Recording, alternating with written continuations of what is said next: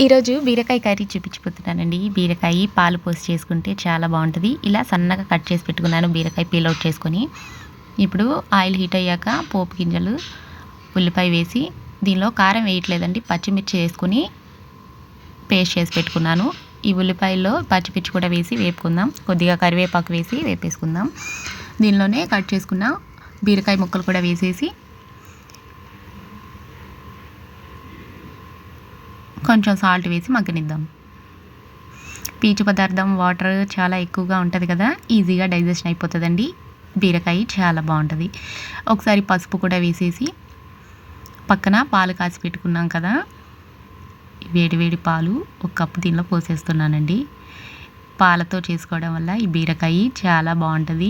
ఇలాగే నోట్లో వెంటనే కరిగిపోతుంది, చాలా బాగుంటుంది. ఇప్పుడు ధనియాల పొడి కూడా వేసుకొని ఒక్క 1 మినిట్ ఉంచేసి స్టవ్ ఆఫ్ చేసేసుకుందాం. అంతే, ఈజీ బీరకాయ curry ready. Thanks for watching.